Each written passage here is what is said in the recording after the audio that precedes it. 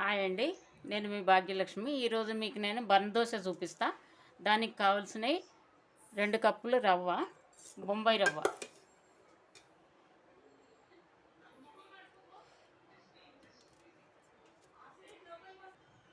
2 కప్పుల బొంబాయి రవ్వకు 1 కప్పున్నర పెరుగు, కప్పున్నర, 1.5 కప్పు పెరుగు, తగినంత సాల్ట్ వేసి దీన్ని ఇట్లా కలిపి పెట్టుకోవాలి. కప్పు వాటర్,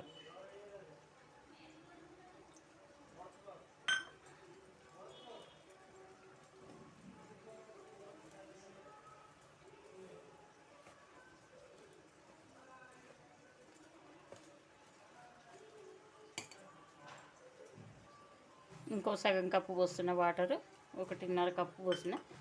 చూసుకోవాలి మనం కలిపి పిండి.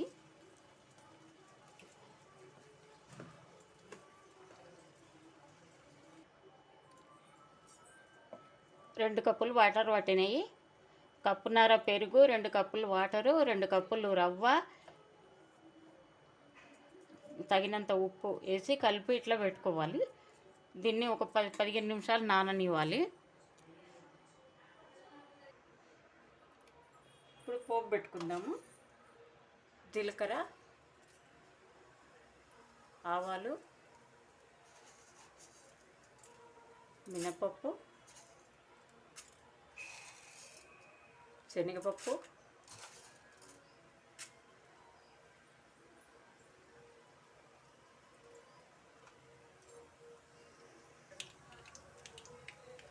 కరివేపాకు, సన్నగా తరిగిన ఆనియన్,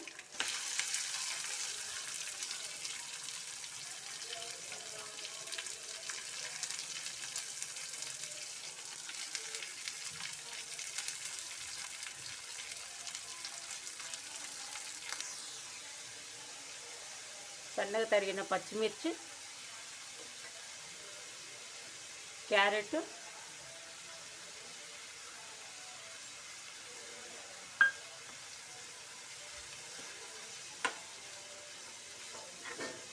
కొద్దిగా హాఫ్ బాయిల్ అవ్వనివ్వాలి.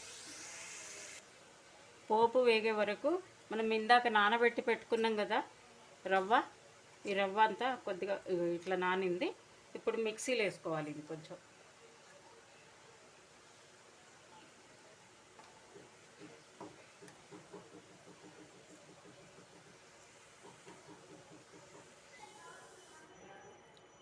ఇట్లా మిక్సీలో తిప్పి ఒక గిన్నెలోకి తీసుకోవాలి పిండి మొత్తం.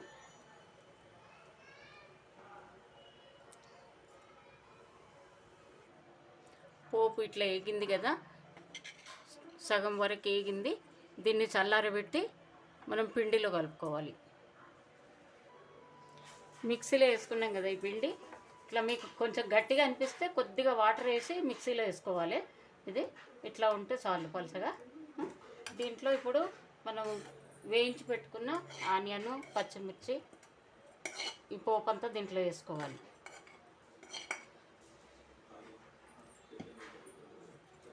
ఇందాకే పిండిలో సోడా వేసుకున్నాం కదా, ఇది ఉప్పు వేసుకున్నాం కదా, ఇది సోడా, హాఫ్ స్పూను సోడా వేసేయాలి.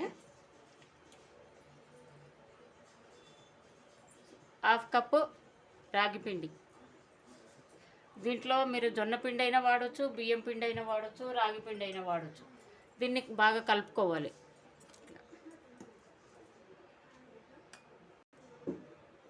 ఇప్పుడు అంతా కలుపుకున్నాం కదా, దీని కన్సిస్టెన్సీ ఇంట్లో ఉంటే చాలు. ఇది కొద్దిగా ఉప్పు సరిపోయిందా చూసుకుందాం.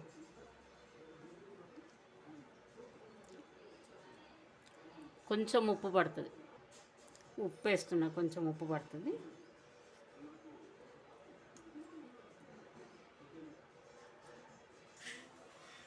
స్టవ్ ఆన్ చేసి బాండి కానీ మీరు దోశ పెనం కానీ ఏదైనా పెట్టుకోవచ్చు.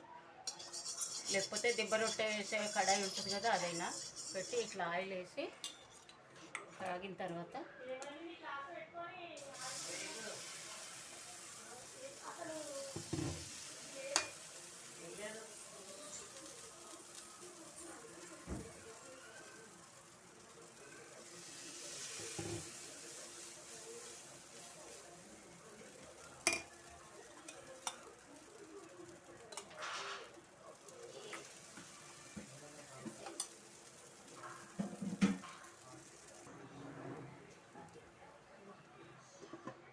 మీడియం మంట పెట్టి మూత పెట్టి కాల్చుకోవాలి. ఇట్లా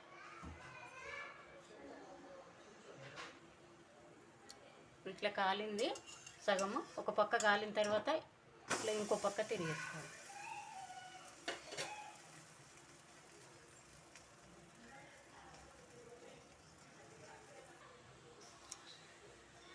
ఇప్పుడు తిరిగేసినాం కదా, ఇట్లా రెండు పక్కల కాలిందా చూసుకోవాలి మంచిగా.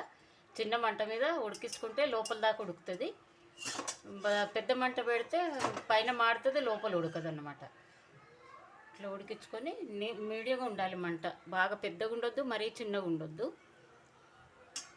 ఇది అయిపోయింది, తీసేద్దాం. చూసారా మా బందోష ఇట్లా ఉంటాయి. పిల్లలకు కానీ పెద్దలకు కానీ అందరికీ బాగుంటుంది. దీన్ని పల్లి చట్నీతో కానీ, కొబ్బరి పచ్చడితో కానీ, టమాటా పచ్చడితో కానీ, పుదీనా పచ్చడితో కానీ దేంతో అయినా తినొచ్చు. ఇప్పుడు సాస్ పెట్టిన నేను. ఇట్లా మెత్తగా లోపల స్పాంజిల్లాగా పొంగి ఉంటాయి చూడండి. చాలా బాగుంటుంది. చేసుకోండి, మీరు కూడా తిని చూడండి. ఎట్లా వచ్చినాయో చెప్పండి కామెంట్లో. థ్యాంక్ యూ అండి.